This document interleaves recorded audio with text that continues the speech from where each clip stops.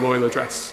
Mr Balfour was a remarkable man who contributed much to our civic and political life in this country, and he was reputed once to have said, "Nothing matters very much, and few things matter at all." That may or may not be true, but in this most tempestuous of times, I think that most of us in this place recognise that the coming days do matter, that our nation is watching, anxious with hope and belief to move on. North East Derbyshire wants to move on and return to the priorities of the people so ably outlined in this programme of government. Yeah. I think the country does too.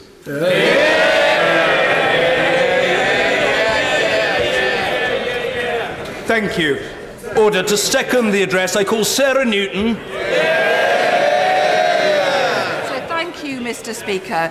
It's an absolute pleasure to follow my honourable friend, the member for North East Derbyshire, who has made an outstanding speech and has demonstrated yet again what a champion he is for his constituents.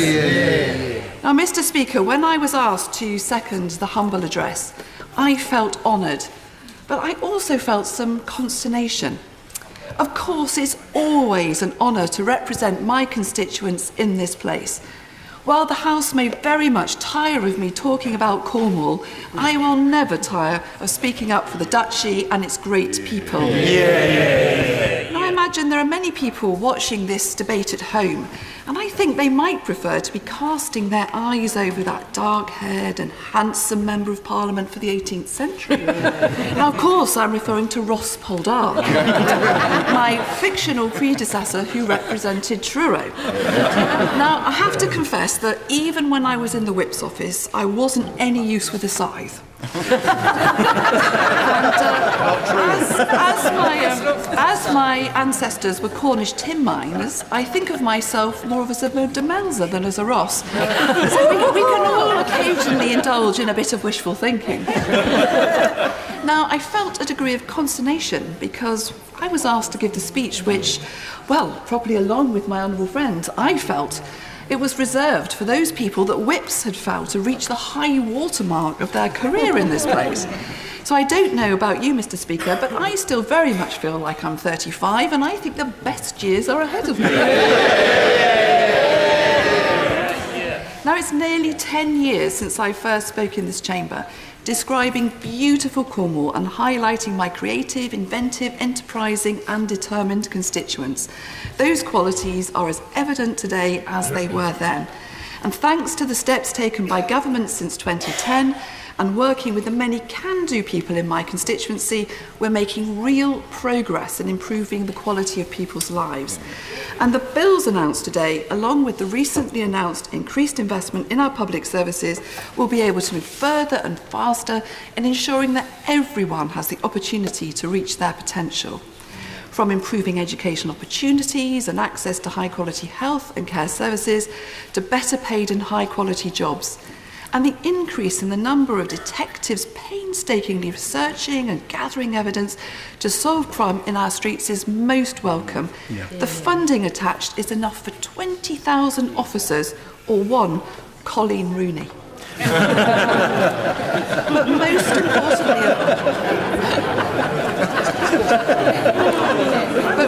importantly of all, leaving our natural environment in better condition than we found it. Our excellent local enterprise partnership has rightly identified Cornwall's abundance of natural resources, which, when harnessed, will make a massive contribution to the government's clean growth strategy. In my maiden speech, I singled out the potential for deep geothermal energy as a significant renewable energy technology. And I'm delighted to report to the House today that we now have the hottest, deepest hole in the UK. And the trials to generate electricity are well underway. Now, it's been a long journey, and the determination of all involved in this project clearly illustrates the UK's global leadership on tackling climate change. We're now working on floating wind in the Celtic Sea, which has even greater potential. Mr. Speaker, the UK has decarbonised faster than any major economy, reducing our emissions by 38% since 1990. We know we need to go further and faster. which is I'm very proud that it was a Conservative government that supported the world-leading net zero target, and today is setting out measures that will enable us to do this. The landmark Environment Bill is a huge step in ensuring we leave the natural environment in a better state than we found it. The bill will enable a comprehensive framework for legally binding targets, including a target for air quality and the establishment of a new Office for Environmental Protection. Now, climate change, together with the threat to our natural environment, is the most serious challenge we face today, and our response must be comprehensive, with action taken across the whole economy. But I'm confident we can do this. Why? Because there is now widespread concern and support for action, because we have what it takes to rise to this challenge. It's a real opportunity to grow our economy more sustainably, but also there's an opportunity to grow our economy more successfully. Like members across this House, every week I have meetings with a wide range of people who are fully invested in wanting us to succeed in meeting our net zero target. Now, if we're to harness this enthusiasm and expertise, it can't just be about distant international summits with acronyms that few people understand. When the UK hosts the International UN Climate Summit in Glasgow next year, it must ensure that every sector of society is involved in the conversation. With an issue as big as climate change, we need everyone's collective brainpower to find the right solutions, and we must have everyone on board if we're to implement them. Post-Brexit, the country needs to unite around a shared national purpose, and I believe this is it. By enabling comprehensive action on climate change across the whole of society, with everyone involved and no one left behind, we can start rebuilding a truly united kingdom, one we can all be proud of. But that's the thing, Mr. Speaker. We have to have that unity of purpose. We now have to agree on the one thing that we haven't been able to agree upon, the one thing that's holding the nation back, and that is our future relationship with Europe. It's been tough going, and we've debated this thoroughly for years. But it's this week above all others, when we must redouble our efforts, compromise, and find a consensus on our way forward. So, Mr. Speaker, I've been thinking about what we could do in this place to create the right atmosphere, the right mood, one that will promote trust, generate harmony, and result in a consensus and that unity of purpose. So I was thinking, what do we do when we're under pressure, when we're anxious, when success seems so far away? What do we do in our personal lives, with our families, in good times and bad, in our communities when we get together, whether in collective acts of worship or when our beloved football or rugby teams are playing? What we all do on these occasions is we sing. We sing because it makes us all feel good. Now, Gareth Malone has inspired the nation's workplaces, and he's proven that singing together increases feelings of trust and common purpose between people. So I thought, Mr. Speaker, what songs could we sing? On our way this week. Wheels on the bus. I thought perhaps we should begin with Queen's Under Pressure, which could be an apt as with the ticking timescale of the Brexit deadline approaches at the end of October. Don't Stop Thinking About Tomorrow by Fleetwood Mac could focus our minds both on our future relationship with Europe and the need to respond to the threats of climate change.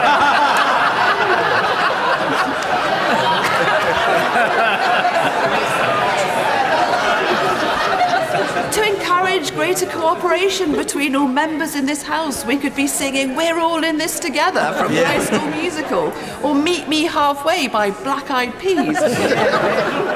I hope we could work our way through this songbook. We would eventually unite in a rousing rendition of Johnny Cash's I Can See Clearly Now, leading us ultimately, I hope, to Gloria Gaynor's Let's Make a Deal. Now, returning to our own shores, the Beatles can point us in the right direction with their song, We Can Work It Out. After all, Mr. Speaker, that's what the nation expects us to do.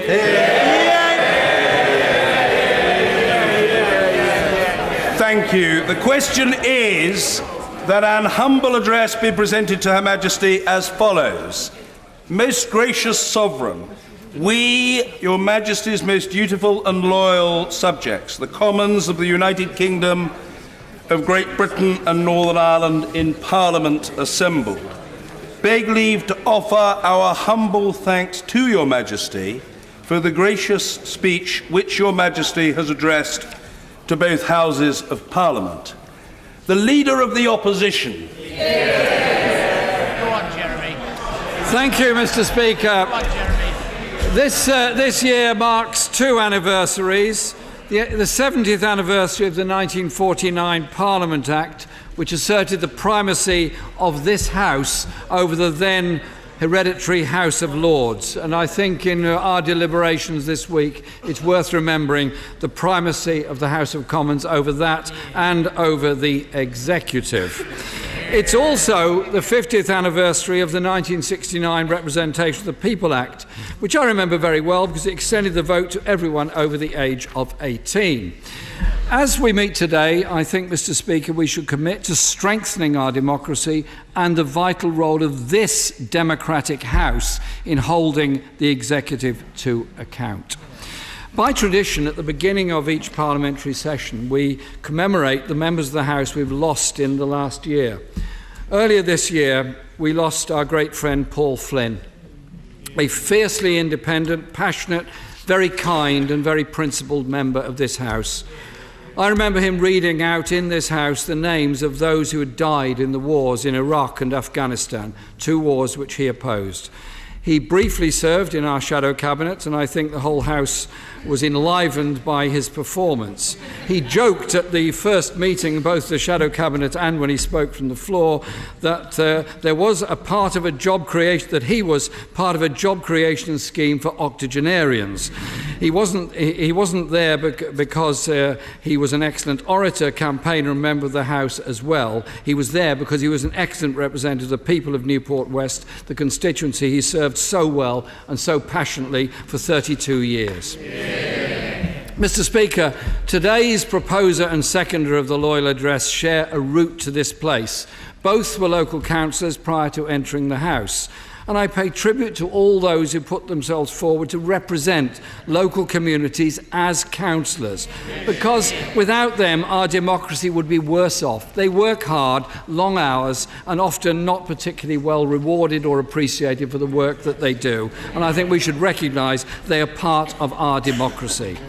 I was a little surprised to see that the member for North East Derbyshire had been asked by the Prime Minister to propose the motion today, because I understand they've not always enjoyed the best of relationships.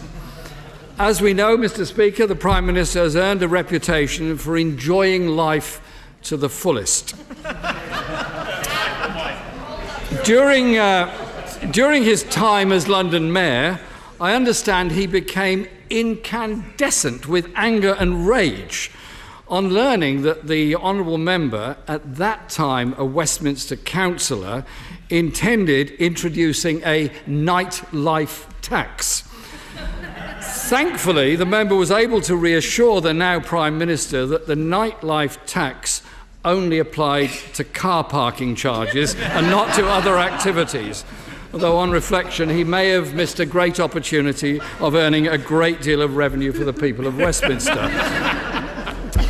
I suspect it's no coincidence that the member for North East Derbyshire has shown great independence of thought as a politician, as he grew up in Chesterfield during the 1980s, a cradle of political dissent. Today, the member is again in danger of finding himself upbraided by the Prime Minister, this time as a member of the nose-ringed, uncooperative Crusties. Indeed, he took his arguments against fracking into the lion's den of the 2018 Tory party conference and predicted that his party's support for fracking would see them lose seats. in North East Derbyshire, I assume. My late great friend Tony Benn, the honourable member for Chesterfield, in one of his last books, The Last Diary, said, title was Dare to be a Daniel. I hope the honourable member continues to dare, and I hope he will also emulate the daredom, the experience and the wit of his neighbour, my great friend, the member for Bolsover. Yay. Researching today's seconder,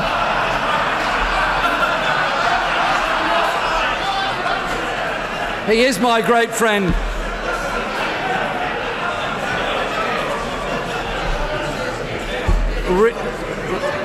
Researching today's seconder, Mr. Speaker, the member for Truro and Falmouth, I believed I've uncovered yet another secret Conservative project originating in Merton in the 1980s that led directly to Downing Street 3 decades later. Chief of the Wimbledon set, as they became known, was the Right Honourable Member for Maidenhead. By her side stood her loyal lieutenants, the honourable members for Wimbledon, for Basingstoke, and of course Truro and Falmouth. Today, those are part of the Wimbledon set who are described as competent and professional, which really begs the question, how did the Right Honourable Member for Epsom and Ewell ever sneak into the Wimbledon set? Mr. Speaker, the House may not know this. Most expensive Transport Secretary we've ever had, don't worry about it. Mr. Speaker, the House may not know this, but in 2013, the Honourable Member and I found ourselves in political agreement. I was happy to support her early day motion to mark the anniversary of the death of Emily Wilding Davidson. I think it's worth the House hearing some of EDM 164. The House commemorates the centenary of the death of Emily Davidson, salutes her courage on behalf of the suffragette cause, and pays tribute to her and her fellow campaigners for their brave and ultimately successful efforts to secure votes for women. Mr. Speaker, while I may be dubious of the company she speaks, the honourable member is more deserving of the honour of seconding today's loyal address. Mr. Speaker, there has never been such a farce as a government with a majority of minus 45 and a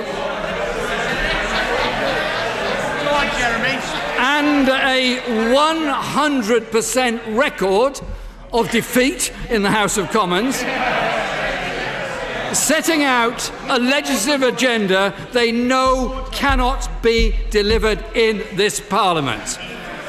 And, honourable members, heckles about a general election. I said to the Prime Minister last month, get an extension, take us away from the dangers of a no deal, and then we're in a position to do that. So, Mr. Speaker, we may only be just weeks away from the first Queen's speech of a Labour government.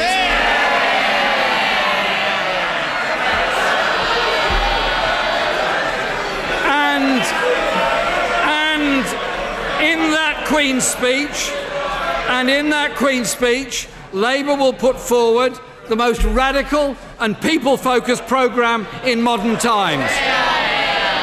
A once-in-a-generation chance to rebuild and transform our country. It will let the people decide on Brexit, build an economy that works for all, rebuild our public services that support everyone, tackle the climate emergency, and reset our global role to one based on peace and human rights. I'm grateful to the Right Honourable Gentleman for giving way. The Prime Minister gave the Right Honourable Gentleman the opportunity of having a general election tomorrow. Had that general election taken place tomorrow, if he'd have been successful, he would have been going to the Council of Ministers this weekend to negotiate. Why did he reject that opportunity when he's been calling for it all the time? Quite simply, Mr. Speaker, because we don't trust the Prime Minister. Mr. Speaker. Mr. Speaker, this government has had 3.5 years to get Brexit done, and they failed. The only legitimate way to sort Brexit now is to let the people decide with a final say. To pass this House, any deal needs to meet the needs of workers and businesses. That means including a new customs union, a close single market relationship, and guarantees of workers' rights, consumer standards and environmental protection. And if I may say so, guarantees that the Good Friday Agreement will not be damaged or undermined in any way. A withdrawal agreement was announced, but we don't know yet if the government has done a deal. What we are sure of is that this House has legislated against crashing out with no deal, and that the Prime Minister must comply with the law if a deal does not pass this House. The Queen's speech talked about the opportunities that arise from Brexit, but the government's own figures suggest a free trade agreement approach will cause a near 7% hit to our economy, while a no-deal crash-out would cause a 10% hit. These seem like the opportunities that we could all live without. For many people, Mr. Speaker, the economy of this country is fundamentally weak. Since 2010, there are more workers in poverty, more children in poverty, more pensioners in poverty. There are more families without a home to call their own, and more people, fellow citizens, sleeping rough on our streets. Fewer people can afford their own home, and wages are still lower than they were a decade ago. Productivity is falling, and the economy contracted last month. At the weekend, Mr. Speaker, I was in Hastings on the south coast, where last year food banks, staffed by volunteers, distributed 87,453 meals. And 1 in 7 people in that town live in fuel poverty. Are those not shocking figures in this country in the 21st century? There was nothing in the Queen's speech to address our stagnant economy, nothing to address low pay and insecure work, nothing to reverse the rising levels of child poverty or of pensioner poverty.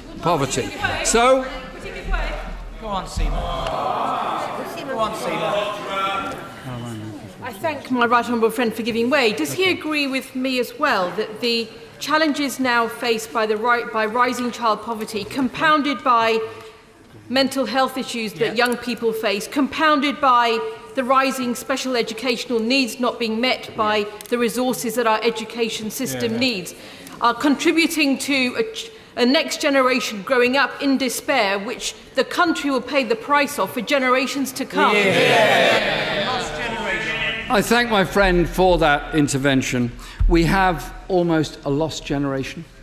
Children going to school, understaffed schools, very few teaching assistants, head teachers going out with a begging bowl to parents to try to match the school budget, and too many young people growing up in incredible levels of stress, of bad housing, and of stress and worry about the future. That contributes to the mental health crisis that this country as a whole must address. So, will the Prime Minister match Labour's commitments to scrap the benefit freeze, end the benefit cap, ditch the bedroom tax, scrap the 2-child limit and the disgusting rape clause, and end punitive sanctions in the benefit system? Whilst, Mr. Speaker, we welcome the legislation to ensure employers pass on tips to their workers, something the Labour and trade union movement has long campaigned for, the government must go further, and I would urge them to listen to the package of measures set out by my honourable friend, the member for North West Durham, when she made a brilliant speech at the TUC earlier last month. This speech, Mr. Speaker, this Queen's speech today was supposed to herald an end to austerity and a new vision. Instead, it barely begins to unpick the devastating cuts to public services. The National Health Service, yes, it will give way. I'm grateful to him for giving way. Would he agree that the climate and nature emergencies demand so much more than just the 6 words they were recorded in the speech, and an environment bill that will widely weaken the protections we currently enjoy as members of the EU? And would he join me in calling for a comprehensive Green New Deal to decarbonise the economy by 2030 so we can show we're genuinely serious about the climate crisis? I thank the member for that intervention. I am coming on to that in a moment, but I absolutely agree with her. What we need is a Green New Deal. We need a green industrial revolution, and we have to face up to the reality of the climate emergency. If we don't, the damage to the next generation and the one after that will be even worse. Our National Health Service has suffered the longest funding squeeze in its history, and life expectancy is falling and infant mortality is rising. Schools have had their budgets cut, class sizes have risen, and head teachers are sending begging letters to parents. Any member opposite who's concerned about that should simply take a walk down the road and speak to any primary school head teacher about the stress they're going through and the stress their pupils are going through. The police have lost over 20,000 officers whilst violent crime soars. The gentleman for giving way. Would he therefore support this government's policy to rapidly increase school funding? Well, if only they were, it would be a good thing. They chopped it for 10 years. All the off-the-cuff announcements by the Prime Minister since July do not add up to the austerity created by that party and by the Liberal Democrats during their period in coalition. Mr. Speaker, NHS England has made clear that core treatment targets cannot be met within the funding settlement offered by the government. They cannot be trusted with the National Health Service. Waiting lists are going up, waiting times are going up, and the shortage of GPs continues to create problems at every doctor's surgery. The government's refusals to guarantee key standards lets down the 4.4 million patients on the waiting list, all those waiting longer and longer in excellent emergency departments, and nearly 34,000 patients who waited over 62 days for cancer treatment last year. Shameful. With 40,000 nurse vacancies, there is an urgent need to restore the nurse bursary so we have the nurses of tomorrow. But if the Prime Minister really wants to defend it,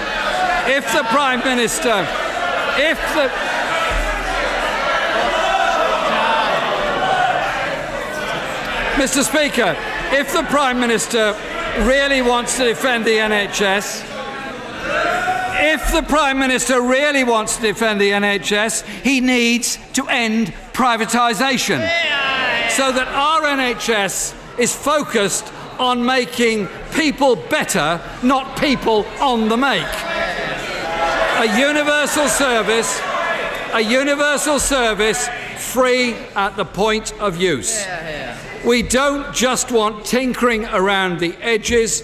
We want to bin the Health and Social Care Act and truly end all privatisation within our National Health Service. I thank the honourable gentleman for giving way. He talks about the bursary system. I trained on the bursary system and lived on a pittance each month. It's this government that's introducing degree nurse apprenticeships when the student nurses... Well, I've got news for her. It's her government that ended the nurse bursary system. Simple.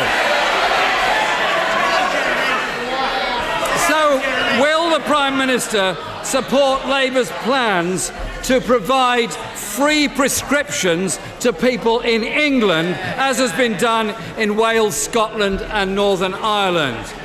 And will he back Labour's commitment to legislate for safe staffing levels in all our hospitals? In the last Queen's speech in 2017, it stated, and I quote, "My government will reform mental health legislation and ensure that mental health is prioritised in the National Health Service in England." 2 years on, all we have are the same warm words. The mental health crisis continues to get worse and worse as many people in great stress are told there is no therapy available to them for several months, and as a result, terrible things can happen. It's a similar story, Mr. Speaker, on social care. The 2017 Queen's speech promised, and I quote, "My ministers will work to improve social care and will bring forward proposals."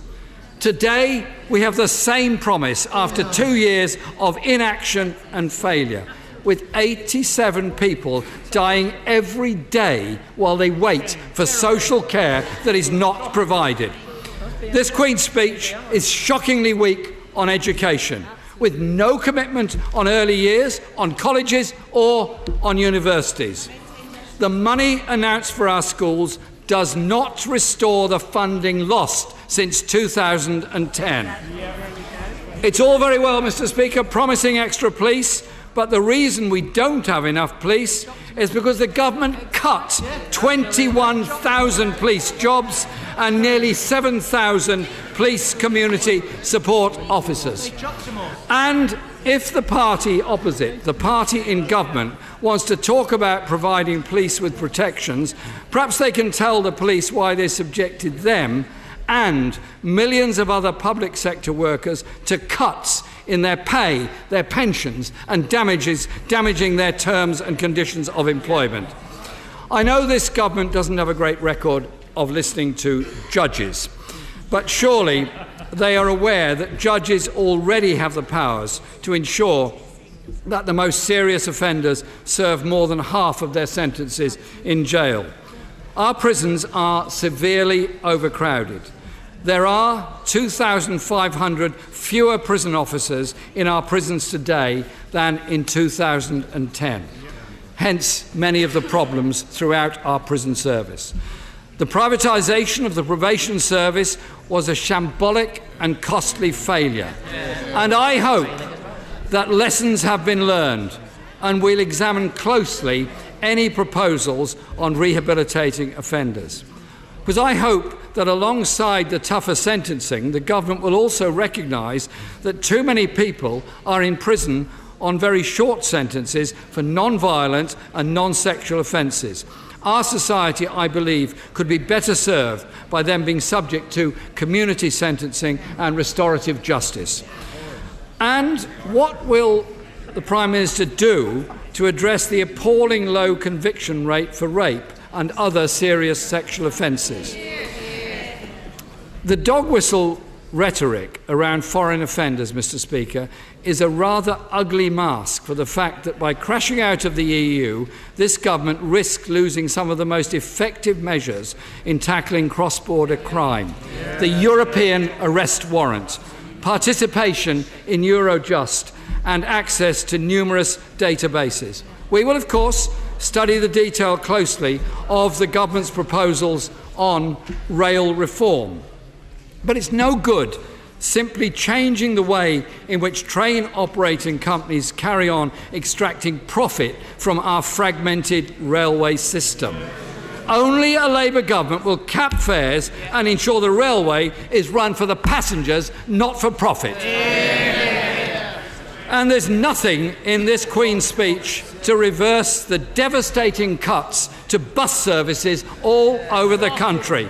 It's a Labour government that will restore rail and bus services and the integration of those services. Mr. Speaker, 2 years ago, the horror of Grenfell happened. We all remember it very well, and we remember the response of the public and in this House. But I have to say, 9 out of 10 private blocks of flats with Grenfell-style cladding still have not had it replaced.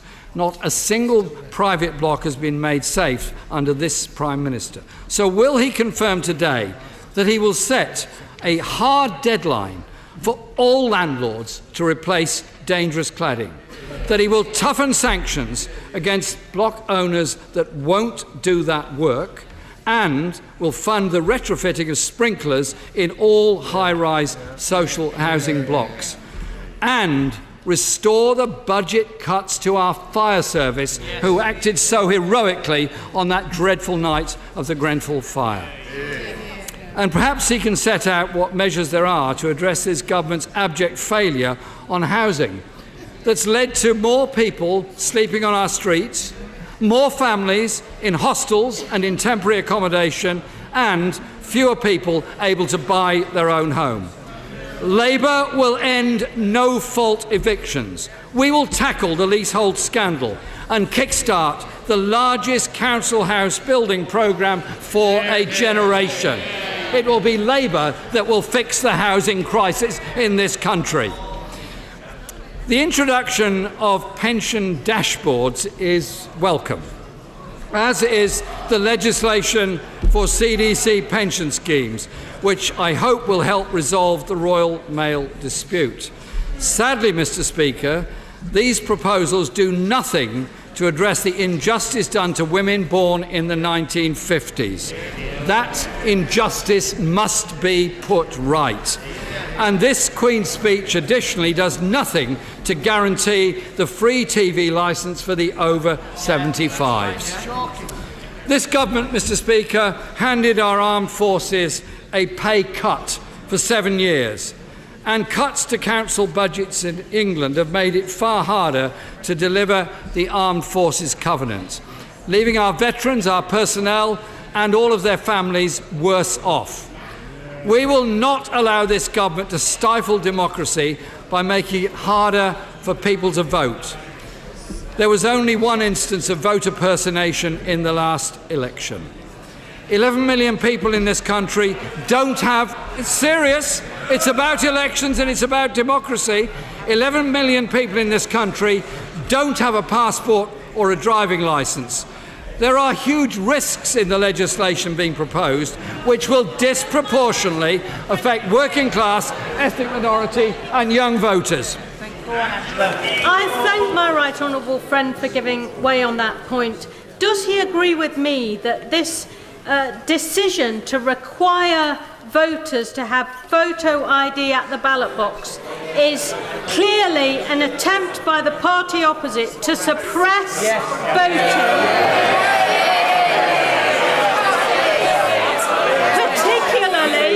Particularly, Mr. Speaker, designed deliberately to hit the poorest hardest. There is no question, Mr. Speaker, and my friend is absolutely right. This legislation is designed to hit the poorest the hardest, those that don't have passport, don't have access to other identity, and will thus lose their right to vote and decide who governs in the future. Freedom. Order. The right honourable gentleman will give way when he chooses. He doesn't need to be told what to do by people gesticulating at him. Stop it. It's low grade, down market and out of keeping with the code. Jeremy Corbyn. Mr. Speaker, freedom of movement has given opportunities to millions of British people to live, to work and to retire across Europe. And it has benefited our economy absolutely immensely, with European Union workers playing a key role in sustaining many of our industries and our public service. No responsible member would vote to rip that up unless there is a proper plan in place.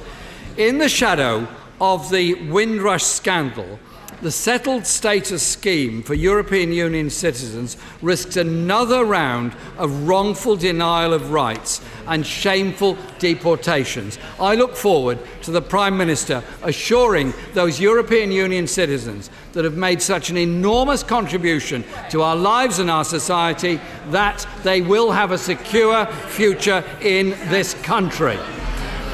The government says that it will be at the forefront of solving the most complex international security issues and global challenges. And yet they're playing precisely no role in stopping the horrors unfolding in the Kurdish areas of northern Syria, ending the war and humanitarian crisis in Yemen, or standing up for the rights of the Rohingya, the Uyghurs, or the people of Palestine, Ecuador, or Hong Kong. They're continuing to cozy up to Donald Trump and sitting idly by as he wrecks the world's efforts to tackle climate change and nuclear proliferation. As the member for Brighton said on an intervention, the crisis of our age, Mr. Speaker, is the climate emergency, as declared by this House in May. But there is no action announced in this Queen's speech. So, Mr. Speaker, I pay tribute to the climate school strikers and to Extinction Rebellion. Sadly, the government hasn't listened. The Prime Minister derided them as nose-ringed crusties, although I note their number included a Conservative former member of the European Parliament, who I believe is related to the Prime Minister. So many people are concerned, Mr. Speaker, about bad air quality, the failure to invest in renewable energy, and the pollution of our rivers and seas, and the loss of biodiversity. But only this government has the power and resource to tackle the climate emergency if it wanted to. But is missing with inaction. It's Labour that will bring forward a Green New Deal to tackle the climate emergency. The legislative programme, Mr. Speaker, is a propaganda exercise that the government cannot disguise. This government has failed on Brexit for over 3 years. They're barely beginning to undo the damage of a decade of cuts to our public services. It does nothing for people struggling to make ends meet, does nothing to make our world a safer place or tackle the climate emergency. The Prime Minister promised that this Queen's speech would dazzle us. On closer inspection, Mr. Speaker, it is nothing more than fool's gold. Prime Minister!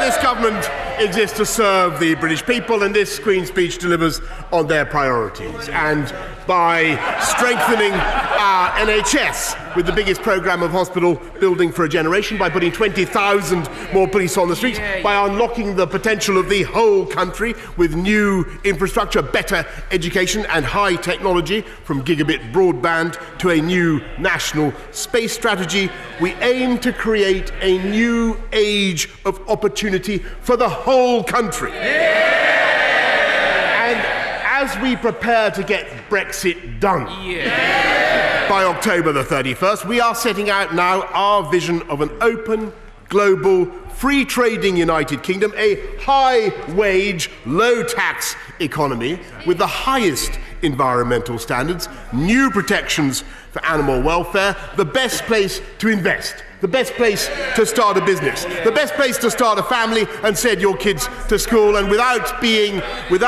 chauvinistic or disrespectful to anywhere else in the world. In important respects, this country is the greatest place to live and to be.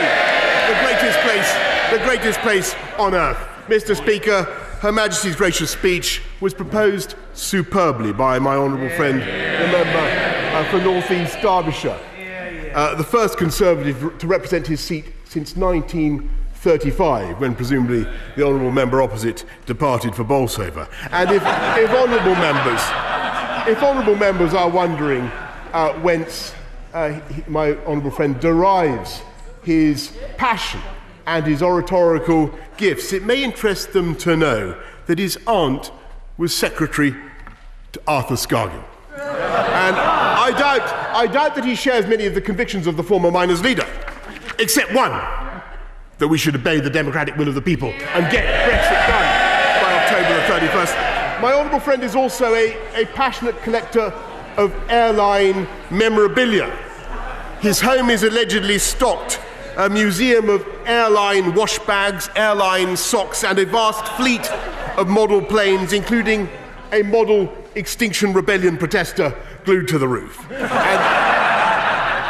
all I can say to my honourable friend is cabin crew doors to automatic and cross-check, because his career is plainly about to take off, and his speech was in the very finest traditions of the House.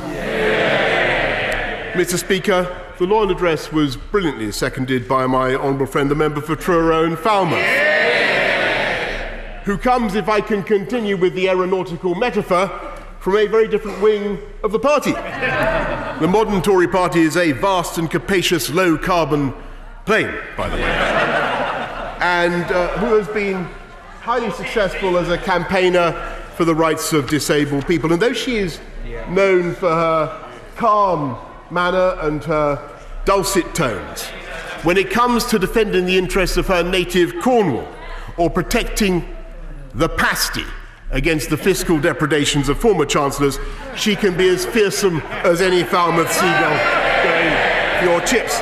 And on the most divisive issue in modern Britain, which plagues us to this day, it is well known that she has come down on one side and will not be budged. It is jam first, not cream, on your scones. She is, Mr. Speaker, she is Cornish to her roots, and her speech also was in the best traditions of the House. Mr. Speaker, let me join the Right Honourable Gentleman in paying tribute to the much-loved and greatly missed Paul Flynn, who served his constituents in Newport West for 31 and a half years, a proud and witty Welshman who earned this obituary from Goldie Lookin' Chain, a South Wales rap ensemble straight out of Newport, is what they said. As an MP, he was well respected since 1987, when first elected. Across the parties, Paul was revered, and it's just possible he was born with that beard. Across the floor, far and wide, respected across the political divide, regardless of your own stance, left or right, raise a glass to Paul tonight. Mr. Speaker, I have no ideas as to the political preferences of the band members, Two Hats or Eggsy, but I think the whole House, I think the Honourable Lady may be right in what she interjects from a secondary position, but I have no doubt that the whole House will agree with their tribute to Paul Flynn. Mr. Speaker, the speeches from my honourable friends from North East Derbyshire and Truro and Falmouth were in the finest traditions of the House, and the speech from the Leader of the Opposition was in the finest tradition of the tergiversating Leader of the Opposition. First he was opposed to no deal, now he seems to be opposed to any deal. First he was in favour of delivering Brexit, now he wants a second referendum. First he wanted an election, actually he wanted an election for quite a long time. Now he'd much rather not. He resembles a Janus, a push-me-pull-you facing both directions at once and yet unable to decide for either. His policy on cake is neither having it nor eating it. And frankly, I fear for his political health, because we can all see the Soviet era expulsions that are taking place in his circle, as one by one his lieutenants are purged, as Lenin purged the associates of poor old Trotsky. And there is Lenin, Mr. Speaker, the veteran fabricator of GLC budgets, as the Shadow Chancellor tightens his icy grip on the Labour Party, the contrast becomes ever starker. We're putting up wages, contrary to what he just said, we're putting up wages with the biggest expansion of the living wage ever seen. They would put up taxes, he would put up taxes. We will control immigration with a points-based system. He wants to, and of course, let me anticipate the point that my honourable friend is going to make, and we will look after the interests of the 3.4 million. They want to abandon immigration controls altogether, to judge by what he has just said. We back our armed services. He sides with their enemies historically. He sides with their enemies, and he has said he would like to disband them. We want to strengthen, and we will strengthen our United Kingdom. He would break it up, and I will give way to the honourable gentleman.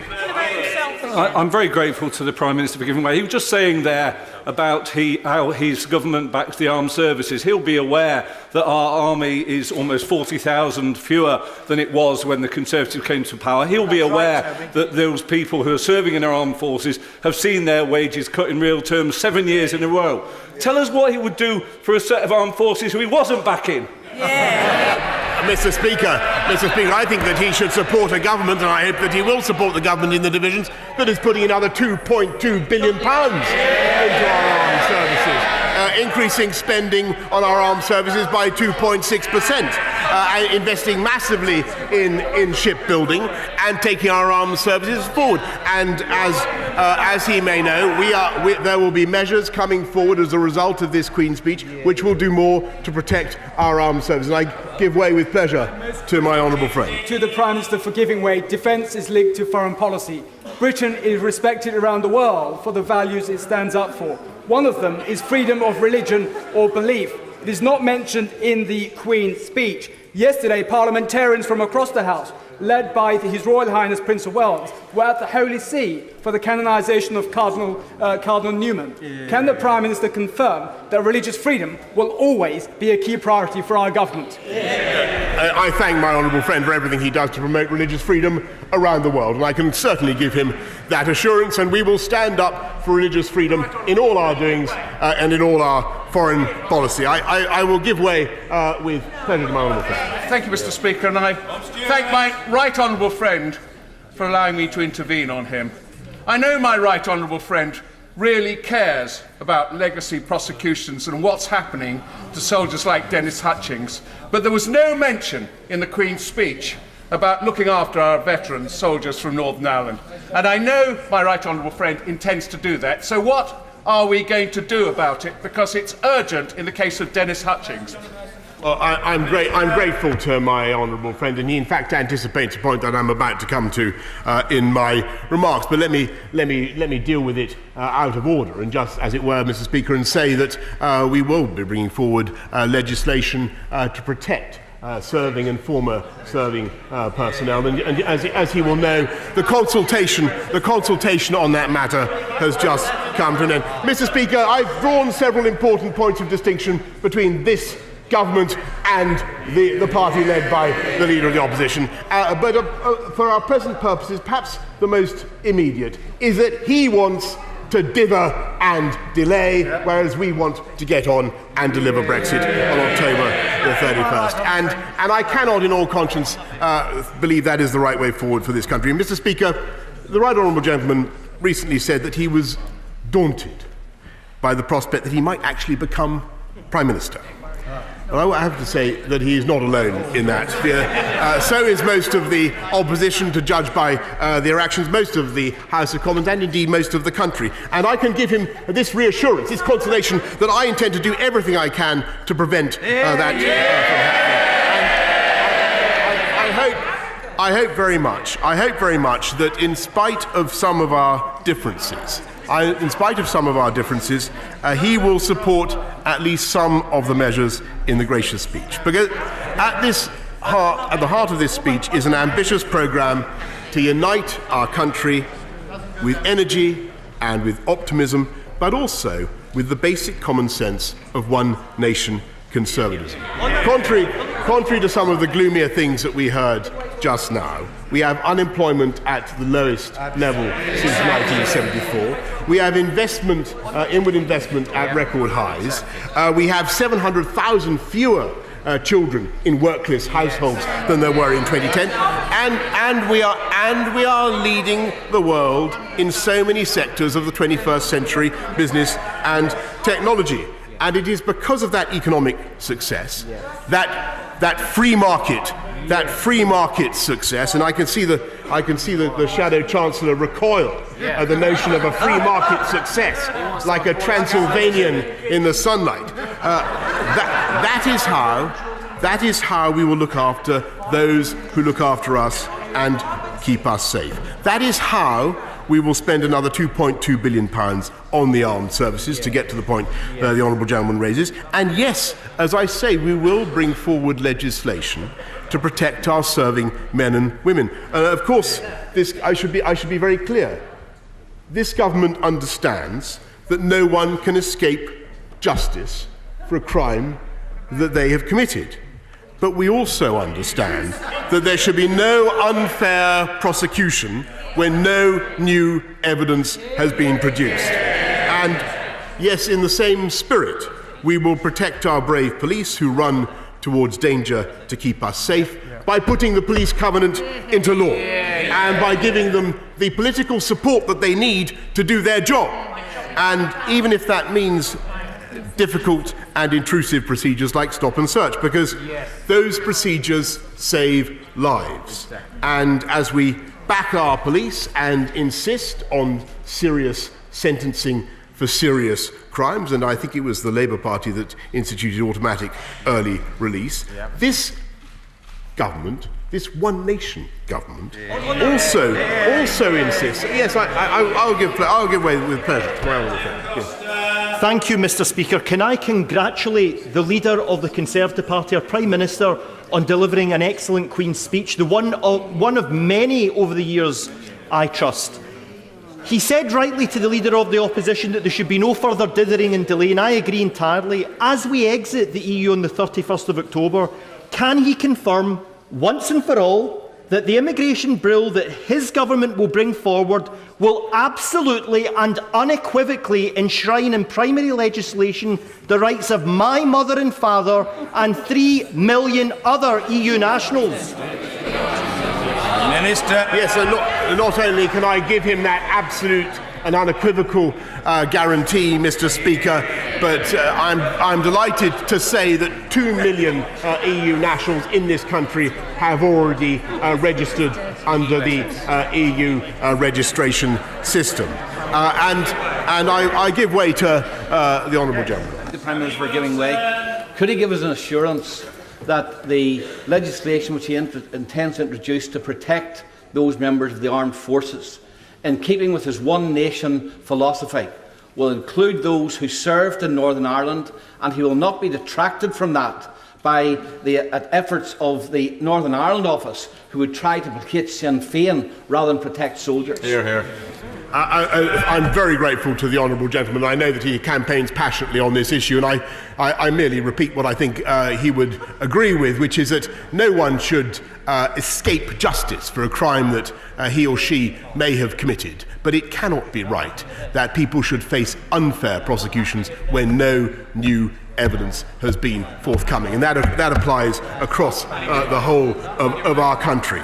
And as I say, this is a one-nation government that insists not only on dealing with crime, but also with the causes of crime, as a former Labour leader once put it, by the way, and in tackling all the causes of mental ill health or alienation in young people. And that's why today we announce a new programme to purge online harms from the internet and to invest massively in youth clubs. And we vow, as One Nation Conservatives, never to abandon anyone, never to write off any young person because they have been in prison, but to help them into work, and by investing in prisons, as we are, to prevent them from becoming academies of crime.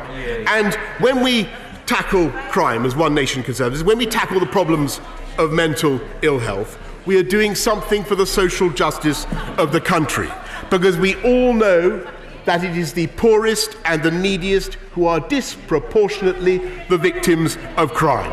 And we know that it is the poorest who are most likely to suffer from mental ill health.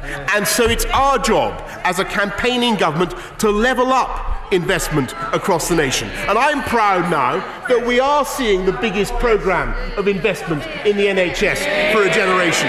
In 10 years' time, as a result of decisions that are being taken now, there will be 40 new hospitals. We have fantastic NHS staff. We have fantastic NHS staff, the best in the world. And it's time to give them the funding and the facilities that they deserve. And I'm proud, by the way, members opposite have shouted out about education. I'm proud that we're levelling up with a £14 billion programme of investment in our schools, in our primary and secondary schools, and I hope that they will support that, because we believe that is the best way to create and to spread opportunity more fairly and more uniformly across the country, to give every child a superb education. I give way to President Mark. Can I welcome the Queen's speech and its emphasis on the people's priorities? Is my right honourable friend aware that in my borough of Bexley, people want Brexit done, but then they want a one-nation Conservative government going forward with all the other policies that we've got in the Queen's speech for the benefit of all the people? We don't want to go back to the Labour of the 1970s, which was a failure. Well, my right honourable friend is completely right, because what we have is a choice between a semi-Marxist opposition that would set this country back decades, if not Marxist, and a one-nation government that understands the vital importance of wealth creation. I give way with pleasure to the honourable lady. I'm very grateful that the Prime Minister has given way to a woman MP. And will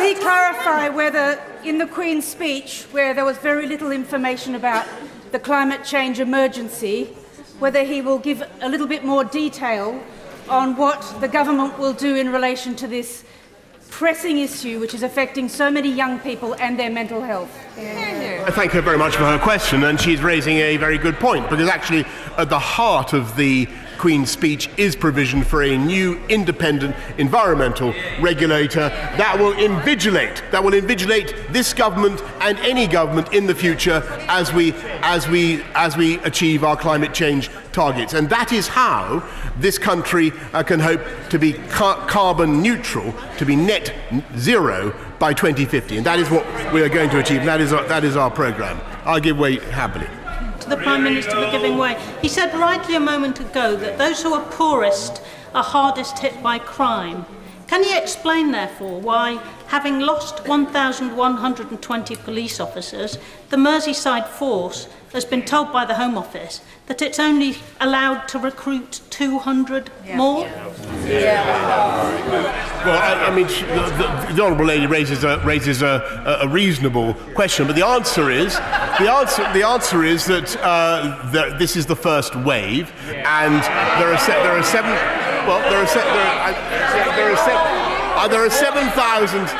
7,000 being recruited this year, or 7,000 or 8,000 being recruited this year, and the volume of applications is, I'm delighted to say, very high. And I believe that our approach is right. I'd like to give way. I'd like to thank my right honourable friend for giving way, and just to pick up the point on the environment, because the Leader of the Opposition seemed to suggest that there was not much about the environment in this speech. Can the Prime Minister confirm that the UK is leading the world on the environment, leading the world on helping developing countries fight back against climate change, and that in this Queen's speech, which I have in my hand, there are new measures on water quality, on air quality, on committing to reduce emissions, on protecting our wildlife and our plants and our planet. Well done, Nicky.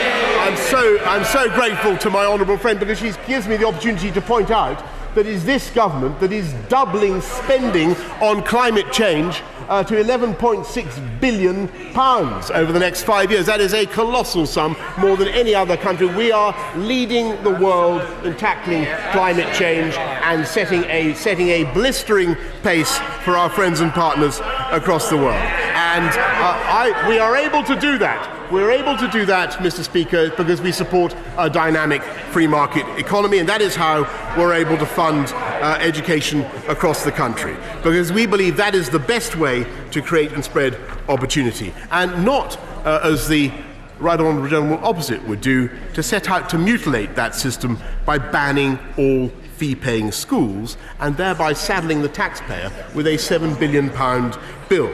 We want to give every parent the confidence that comes from properly inspecting schools, and I think it's frankly insane, Mr. Speaker, to scrap Ofsted with no plan to put anything in its place when parents rely on Ofsted to keep their kids safe. And it's because we One Nation Conservatives believe in opportunity that we insist on standards in schools and we insist on investment, and it's to allow young people to make the most of their education and their talents and to boost the productivity of all the UK that we are embarking on the biggest programme of infrastructure investment for a generation. I'll give way to the honourable gentleman opposite and then to my honourable friend. I thank him for giving way. In terms of educational opportunities, how does he think young people's opportunities are going to be affected when the aerospace, the chemical industries, Food and Drink Association have written to him saying the manufacturing sector is going to be very badly damaged by his deal, an industry that employs over 1 million people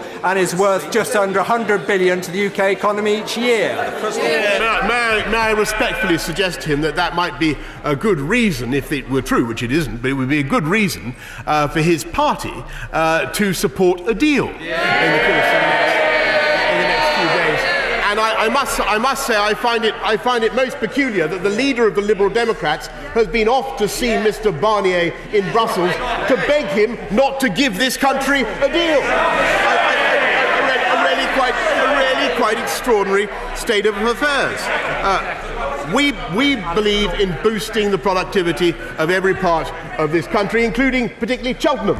I give way to Schools in Cheltenham, and teachers in particular, are doing a fantastic job of driving up standards, whilst at the same time coping with a dramatic increase in the demand for special educational needs. Does the Prime Minister agree that this is a Queen's speech which meets that demand with huge additional investment to allow schools to go as far as their pupils' talents will take them? Thank you. My honourable friend is entirely right, and that is why there is a massive increase not just in primary school funding, not just in secondary school funding, but also in SEND funding across the country, giving local people the power to set up special educational needs schools where they desire, and we will fund them and we will support them. I give way happily to my honourable friend. I thank the Prime Minister for giving way, and I know he's visited St Albans and found it fabulous, but my St Albans private schools, one of the oldest in the country, are hugely worried about this grab on their assets that's been proposed by the Leader of the Opposition. Can he give all private schools the reassurance that they're not just the first of the charitable organisations, that their assets are under attack from the gentleman opposite? Minister. I'm grateful to my honourable friend, and of course that is not the only act of wanton expropriation, theft by the public sector of the private sector that is envisaged. A massive £196 billion programme of nationalisation is what they want to do, the destruction they would wreak on the UK economy. We, by contrast, Mr. Speaker, want to boost the productivity of the whole of the UK with massive investment, Northern Powerhouse Rail. We will do it. We've begun it. We will begin it. We will banish the rattling old Pacer trains. We will invest in roads across the country and fleets of clean, green buses, because we understand that that is the way to create the platform for economic growth. If you have great infrastructure, you have great transport connectivity and gigabit broadband, then you have the environment in which business can flourish. And we need business to flourish, don't we? They don't like business, but we need business to flourish, not just for the tax yield, but because so many solutions to our problems, not least environmental problems, are provided by the free market. By the free market, by capitalism. And if you look at the battery technology in which this country now leads the world, or you look at the designs for wind turbines or solar panels in which this country also lead the world, it isn't government that makes this stuff. Yes, of course, government must lead and create the right fiscal and regulatory framework, but our vision on this side of the House is of a nation full of innovators and entrepreneurs and startups. And that is how the green economy will not only take this country forward, that is how we will become carbon neutral by 2050. That is how we'll do it. And that is the point that is understood by proud, free market conservatives, including, as the right honourable gentleman was kind enough to point out earlier on in his remarks, including by some of my relatives who joined my crustier relatives, I should say, who joined the protests in the last few days, but understand the vital importance of free market economics for delivering the solutions we need. And what would Labour do, by contrast? They avowedly wish to destroy capitalism. He wants to foment the overthrow of capitalism. And not just that, he wants to whack up taxes on virtually everything from income tax to pensions tax to inheritance tax, the highest corporation tax in Europe they envisage, and a £196 billion programme of renationalisation. And worst of all, I will give way to the honourable gentleman. I'm most grateful to the Prime Minister for giving way, and I'm listening to his exposition of the merits of free market capitalism. Can he tell me, can he tell the House, when was the transition to this position from his previous position, which was to F business? Mr. Speaker, the destruction that Labour would do to business is, I think, the single gravest concern that this country faces, far greater than any fears that they may have had about a no deal Brexit. And worst of all, Mr. Speaker, for the certainty of business and for the confidence of business, this opposition, were they ever to obtain power, what would they do? They would simply delay Brexit. And they would delay Brexit with yet more paralysis and pointless procrastination. So I say, Mr. Speaker, I say to the House, let's not wait. We can't wait. Let's get Brexit done so we can take back control of our money, our borders and our laws. Let's get Brexit done so we can regulate differently and better, getting life-saving medicines faster and more cheaply to market for the NHS, galvanising coastal areas with a constellation of new free ports, organising our immigration system ourselves so that we are open to talent, open to scientists. Come on, I will give way to the honourable. The Prime Minister talks about getting Brexit done, but he really knows that it's a painful journey and not an end point. And why, on that point, has he not included the trade bill to enable this House to scrutinise trade bills that will come week after week after week to this government, and we won't be able to see them, so we'll end up importing hormone-impregnated food, asbestos and the like. Where is the trade bill? Grateful to the honourable gentleman. I can reassure him by saying that the trade bill is in the Queen's speech, and I hope very much that we can count on his support in voting for any deal that we might secure and in getting Brexit done. Our approach, I give way with pleasure. I thank the Prime Minister so much for giving way. One of the things that my constituents care deeply about is social care, so I welcome the proposals that he set out in the Queen's speech. Does he agree this is why we must get Brexit done, so we can focus on the needs of the most vulnerable people in society? Mr. Speaker, my honourable friend is completely right, and I think there are people in this entire country are yearning for this House to come together, to work together and get Brexit done. And if we can get a deal, I think it will be the will of the people of this country for us to move that deal forward, because that is the way to get on with the priorities of the British people, not just controlling immigration, but also ensuring that we look after the interests of young people growing up in this country, give them the skills and investment that they need to match their talents. And I will give way with pleasure to the right honourable lady, and then to my honourable friend. I'm very grateful to the Prime Minister for giving way. He talks about Brexit, of course, though we all know that whichever way you do Brexit, it's going to reduce jobs and our future prosperity. Is that why there is no mention of HS2B in the Queen's speech? Has he given up? Yes, I know. He's having to ask what HS2B is. That's the line via Towton in my constituency to Leeds that will serve the East Midlands and indeed Yorkshire. Has the government now given up on that vital piece of infrastructure? Because I'm grateful to my right honourable lady, she knows there is a review going on of HS2, but this is a government that will be conducting the biggest infrastructure revolution of our times, and I suggest that she contains her impatience until the Chancellor unveils his budget on November the 6th, and I give way to my own. I thank the Prime Minister for giving way. When I was re-elected in the 2017 election, myself and all of the MPs around me, including the Labour MPs, were elected on a very clear pledge to deliver Brexit. So can he assure me that he will not tolerate any of the attempts to get a second referendum? Because a second referendum is about one thing. It's about giving backward on that solemn pledge that we gave in the 2017 election to respect that result. Mr. Speaker, I concur entirely with my honourable friend. If there could be one thing more divisive, more toxic than the first referendum, it would be a second referendum. Let's get Brexit done. I give way to the father of that. I'm grateful to the Prime Minister. Going back to the very important question raised by the Right Honourable Lady from Roxton, it's very important to our region of the country. He has announced a review of HS2, which I understand, but I hope that he's given no commitments during his leadership election about the future of that project.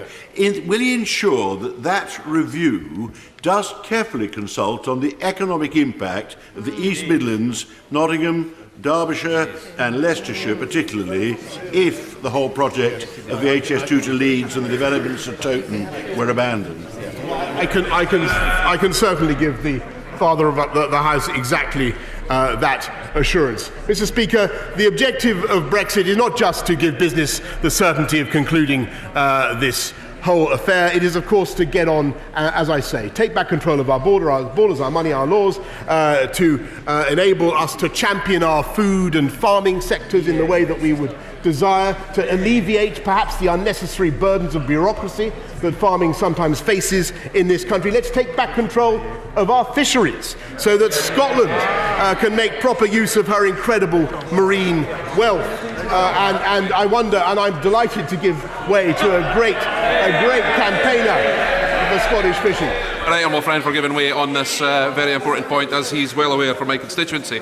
But does he also agree that the new fisheries bill will not only bring back the United Kingdom status as an independent coastal state, bring back a fairer deal for our fishermen, but also, as its number one objective, improve on sustainability of our fisheries policy? Well, my honourable friend is completely right, and I congratulate him on everything he is doing to advance the cause of Scottish fishing, which is in stark contrast, I may say, to his opponents on the SNP benches. As I never tire of pointing out, their whole policy is to hand back control of Scottish fishing to Brussels. Mr. Speaker, Brexit will bring all sorts of commercial, economic, and also humanitarian objectives. And I think it is very relevant to the concerns of this country that we will be able, for the first time, to ban the exports of live animals, which has offended people in this country for so long. And I wonder whether the Right Honourable Gentleman has even considered that. Those are among the things that we can get done once we get Brexit done. But even before we get Brexit done, Mr. Speaker, let's get on. But I'm going to give way before I come to a juddering conclusion, Mr. Speaker. I'm going to give way to my right honourable friend. Well, I hesitate to intervene the Prime Minister and spoil his splendid peroration, except to say this: that Brexit gives the opportunity for us to revisit the issue of the common agricultural policy, which has disadvantaged our farmers and growers for years. Does the Prime Minister agree that we need to make more of our food in this country, and we need to back our farmers?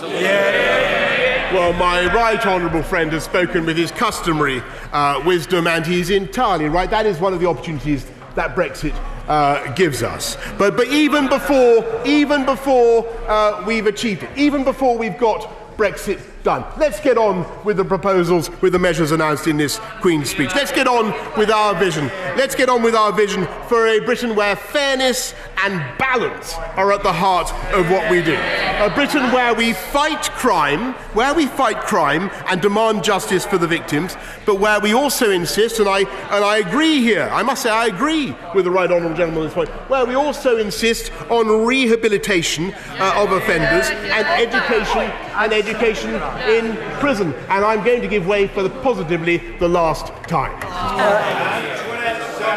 I'm very grateful because I welcome the Prime Minister's opportunity to revisit the Marxist-style expulsions from the Conservative Party. And whilst doing that, he can perhaps look at moving HS2 out of Edinburgh, where he could save £100 million on the route and invest it in energy efficiency infrastructure projects. Well, I'm very grateful to my honourable friend for her intervention. I must direct her back to the answer I gave a moment ago.